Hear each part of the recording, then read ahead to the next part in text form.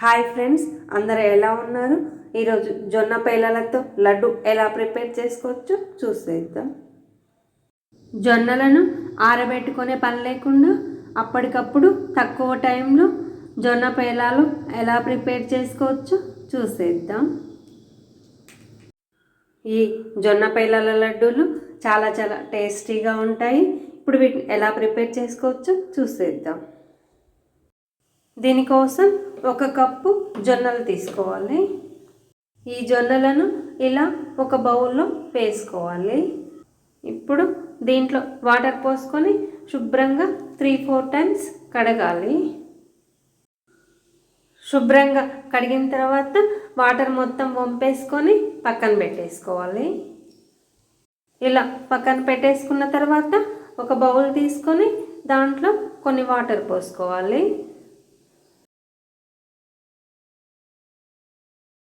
ఇలా వాటర్ పోసుకున్న తర్వాత స్టవ్ మీద ఈ గిన్నెను పెట్టేసి స్టవ్ ఆన్ చేసుకోవాలి. స్టవ్ ఆన్ చేసుకొని వాటర్ని బాయిల్ చేసుకోవాలి. ఇలా మంచిగా వాటర్ బాయిల్ అవుతూ ఉన్నప్పుడు స్టవ్ ఆపేసేయాలి. స్టవ్ ఆపేసిన వెంటనే మనం కడిగి పెట్టుకున్న జొన్నలను దీంట్లో వేసుకోవాలి.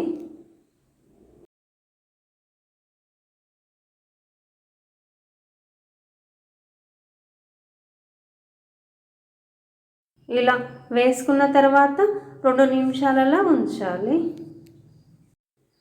2 నిమిషాలు అలా ఉంచిన తర్వాత రంధ్రాలు ఉన్న గిన్నె తీసుకొని దాంట్లో ఈ జొన్నలను వేసుకోవాలి.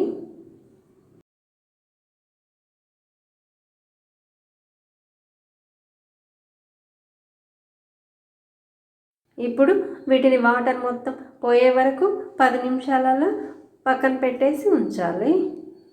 జొన్నలు పూర్తిగా డ్రై అవ్వాల్సిన అవసరం లేదు. లైట్గా తడితడిగా ఉన్న పేలాలు మంచిగానే వస్తాయి. ఇలా 10 నిమిషాలు పక్కన పెట్టేసిన తర్వాత స్టవ్ మీద బాండి పెట్టుకొని స్టవ్ ఆన్ చేసుకొని దాంట్లో ఇలా కొన్ని జొన్నలు వేసుకోవాలి. జొన్నలు కొన్నే వేసుకోవాలి. ఒకేసారి ఎక్కువ వేసుకొని వేయించుకోకూడదు. ఇలా కొన్ని వేసుకొని వేయించుకోవాలి. అప్పుడే పేలాలు మంచిగా వస్తాయి. హై ఫ్లేమ్లో వేయించుకోవాలి. అప్పుడే పేలాలు మంచిగా వస్తాయి. ఇలా బాండీలో జొన్నలు వేసుకున్న తర్వాత ఒక గరిటె తీసుకొని ఇలా అటు ఇటు తిప్పుతూ వేయించుకోవాలి.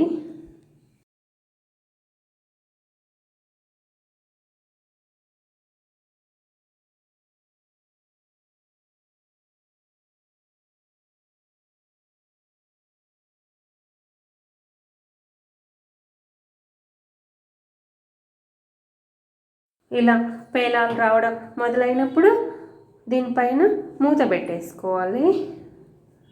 అప్పుడే పేలాలు బయటకు రాకుండా ఉంటాయి. ప్లేట్ పెట్టకపోతే పేలాలు మొత్తం బయటకు ఎగిరి పడుతూ ఉంటాయి.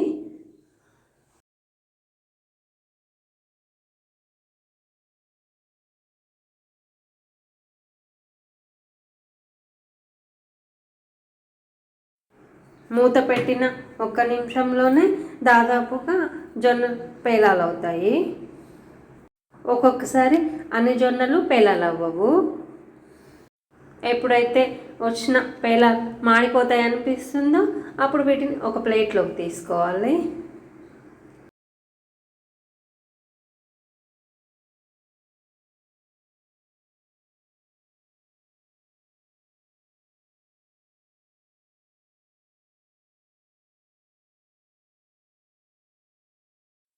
అన్ని జొన్నలను ఇలాగే కొన్ని వేసుకుంటూ వేయించుకోవాలి. ఇలా అన్ని జొన్నలను పేలాలు ప్రిపేర్ చేసుకున్న తర్వాత వీటిని చల్లారబెట్టుకోవాలి.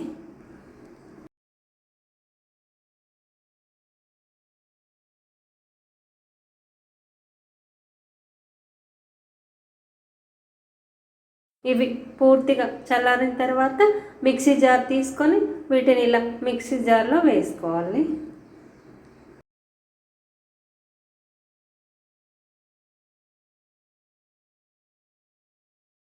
వీటిని మిక్సీ పట్టుకోవాలి. వీటిని ఇలా రవ్వ రవ్వలాగా ఉండేలాగా మిక్సీ పట్టుకున్న తర్వాత దీంట్లో యాలకులు వేసుకోవాలి. యాలకులు వేసుకోకపోయినా పర్వాలేదు, మీకు ఇష్టం ఉంటే వేసుకోండి. ఇలా యాలకులు వేసుకున్న తర్వాత దీంట్లో 1/4 కప్పు బెల్లం తురుము వేసుకోవాలి. 1 కప్పు జొన్నలకి 1/4 కప్పు బెల్లం తురుము కరెక్ట్గా సరిపోతుంది. 1 కప్పు జొన్నలకి 2 కప్పుల పిండి అవుతుంది, కొంచెం ఎక్కువ తక్కువగా. మీరు స్వీట్ తినేదాన్ని బట్టి బెల్లం తురుము కొంచెం ఎక్కువ తక్కువ వేసుకోండి. బెల్లం తురుము వేసుకున్నాక వీటిని మెత్తటి పౌడర్ లాగా మిక్సీ పట్టుకోవాలి. ఇలా మిక్సీ పట్టుకున్న తర్వాత ఇప్పుడు దీనిని ఇలా ఒక ప్లేట్లో వేసుకోవాలి.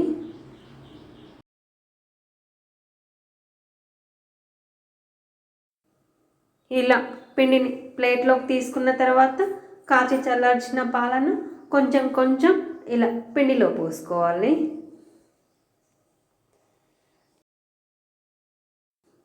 ఇలా పాలు పోసుకున్న తర్వాత మంచిగా కలుపుకొని ఇలా పిండిని కొంచెం చేతిలోకి తీసుకొని ఇలా లడ్డూలు ప్రిపేర్ చేసుకోవాలి.